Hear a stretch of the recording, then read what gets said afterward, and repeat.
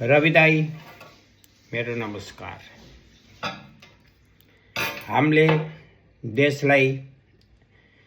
हामीले पुरा देशमा घन्टीमय बनाइसकियो। सिर्फ हामीलाई तपाईको मात्रै आशा छ, अरु कसैको आशा छैन। हामी जनताको पहिला माग छ, पुराना भ्रष्टाचारी जति पनि दलाल नेताहरू छन् तिनलाई भित्र हाल्ने।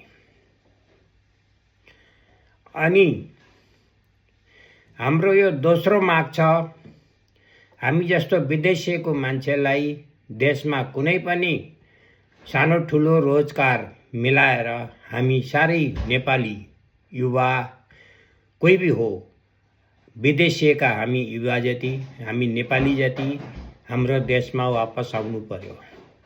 दूसरा माग। तीसरा माग छ हाम्रो, जति पनि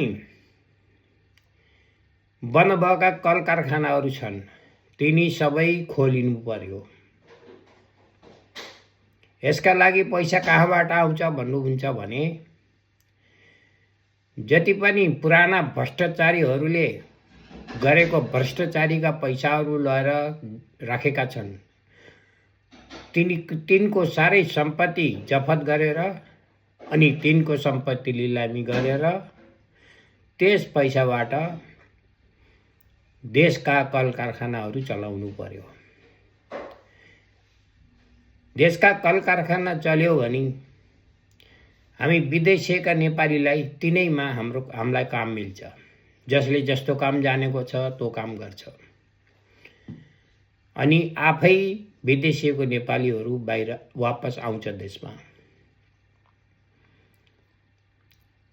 अगर इनमा कुनै काम पनि हजुरले गर्नु भएन भने तपाईलाई जिस तरिकाले जनजीले होलीको सरकार, कांग्रेस कम्युनिस्टको सरकार उखेडेर फाले, भोलि बिहान तपाईको पनि त्यही हाल हुन्छ। त्यसो गर्दा अहिले सोचेर सम्झेर राम्रोसँग काम गर्दै जानु होला। और ये हमारा माग चाहिँ हजुरले जसरी पनि पूरा गरिदिनु पर्छ। धन्यवाद। Good luck Ravi sir.